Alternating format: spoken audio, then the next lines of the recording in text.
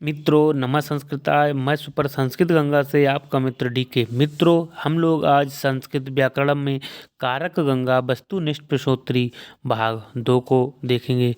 मित्रों आप सभी लोग कैसे हैं? मैं आशा करता हूं कि आप सभी लोग बहुत अच्छे होंगे और सभी लोगों की तैयारी बहुत ही अच्छी चल रही होगी। तो चलिए मित्रों हम आज की श्रृंखला में कारक गंगा भाग 2 के प्रश्नों को आरंभ करते हैं। कल हम लोगों ने भाग 1 में 25 प्रश्न कर लिए थे और आज हम लोग 26वें प्रश्न से अपने प्रश्नों की श्रृंखला को आरंभ करेंगे। चलिए मित्रों हमारा जो आज का पहला प्रश्न है वो ये है, गाम दोग्धी पयः में गो की कर्म संज्ञा किस सूत्र से हुई है? तो जो गो की कर्म संज्ञा हुई है वो अकथितंचा सूत्र से हुई है। पहला ऑप्शन सही है। और अगला प्रश्न मित्रों, ये जो प्रश्न है बहुत ही ज़्यादा महत्वपूर्ण है। ये किसी न किसी परीक्षाओं में आए हुए हैं और आगे भी आने की प्रबल संभावना है, तो इनको हम लोग अच्छे से तैयार करेंगे। दूसरा प्रश्न है आज का, बलिम याचते वसुधाम में वली की कर्म संज्ञा किस सूत्र से हुई है? तो अकथितंचा सूत्र से हुई है। नेक्स्ट है तीसरा, देखते हैं हम लोग आज का 28वां, वृक्षम अब चिनोति फलानि वृक्षम अभिचिनोति फलानि में वृक्ष की कर्म संज्ञा किस सूत्र से हुई है? 28 का देखेंगे तो अकथितंचा सूत्र से हुई है। यहाँ भी मित्रों हम लोग जो है 20 से 25 प्रश्न 5 मिनट में ही करने का प्रयत्न करेंगे, इसलिए जल्दी जल्दी करते हैं। अकथितंचा ये कैसा सूत्र है? तो ये हमारा संज्ञा सूत्र है। और नेक्स्ट है मित्रों, अकथितंचा सूत्र में चकार से किसका बोध हो रहा है? जो अकथितंचा सूत्र में जो चकार है मित्रों, इससे किसका बोध हो रहा है? तो यहाँ पे इसके कर्म का बोध हो रहा है। किसका? कर्म का बोध हो रहा है। अगला देखेंगे, अगला है 31 का, देखते हैं। अकर्मक धातु के योग में देशवाचक शब्द की क्या संज्ञा होगी? तो अकर्मक धातु के जो योग में जो देशवाचक शब्दों की जो संज्ञा होती है वो कर्म संज्ञा होती है। कौन सी? कर्म संज्ञा। नेक्स्ट है, मासम आस्ते में मास की कर्म संज्ञा किस सूत्र से हुई है? 32 का देखेंगे, महत्वपूर्ण प्रश्न है। तो जो मास की कर्म संज्ञा हुई है वो अकर्मक धातुर वियोग वे देशः कालो भावो गंतव्यो अध्वा च कर्म संज्ञक इति वाच्यम किस सूत्र से हुई है मित्रों? तो हमारे सूत्र का नाम जो है वो ये है, अकर्मक धातुर वियोगे देशः कालो भावो गंतव्यो अध्वा च कर्म संज्ञक इति वाच्यम। पहला जो ऑप्शन है वो राइट है मित्रों, बहुत ही अच्छा प्रश्न है ये। नेक्स्ट है 33 का देखेंगे हम लोग, अकर्मक धातु के योग में अध्ववाचक शब्द की क्या संज्ञा होती है? 33 का देखेंगे तो मित्रों यहाँ पर पूछा गया है अकर्मक धातु के योग में अध्ववाचक शब्द की क्या संज्ञा होती है? तो कर्म संज्ञा होती है इसकी। नेक्स्ट है 34 का देखते हैं, शत्रुन अगम्यत स्वर्गम शत्रुन अगम्यत स्वर्गम में शत्रु की कर्म संज्ञा किस सूत्र से हुई है? तो शत्रु की जो कर्म संज्ञा हुई है वो गति बुद्धि प्रत्यय वसानार्थ शब्द कर्मा कर्म काड़ा मणिकर्ता सा अड़ो से हुई है। तीसरा ऑप्शन सही है यहाँ पर।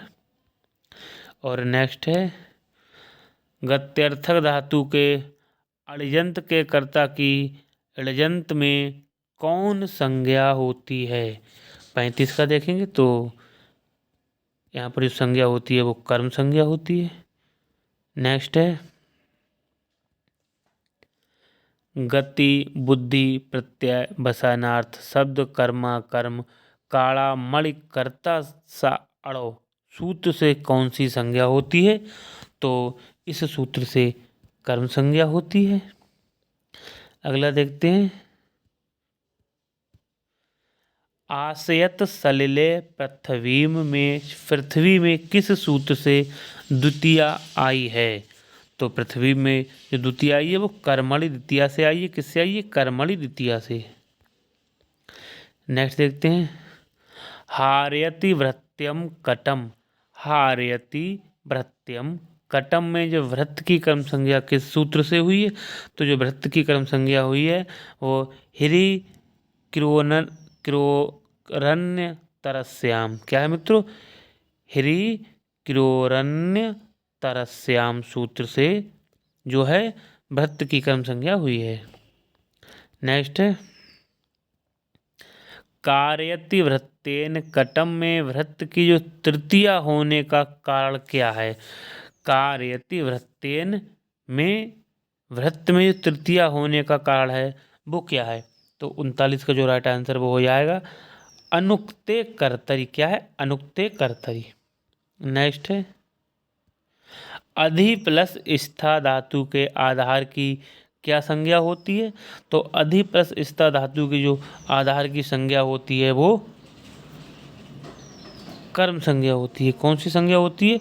कर्म संज्ञा होती है। 40 का दूसरा सही है। नेक्स्ट है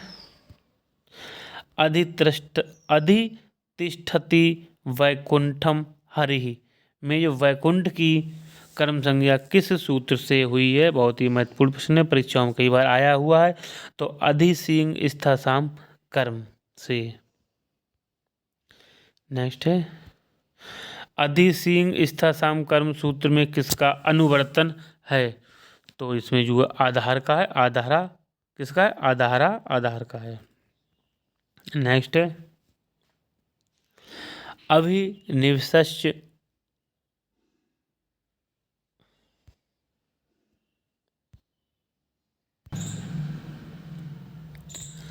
तो मित्रों हमारा जो प्रश्न था वो ये था अभिनिवेश्य सूत्र में कौन संज्ञा होती है? 43 का देखेंगे हम लोग। तो इसमें जो है कर्म संज्ञा होती है। और अगला है मित्रों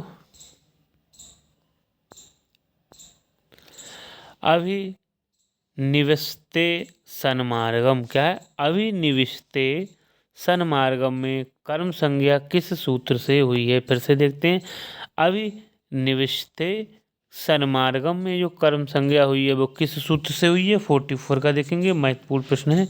तो वो हुई है अभिनिवेश्य सूत्र से।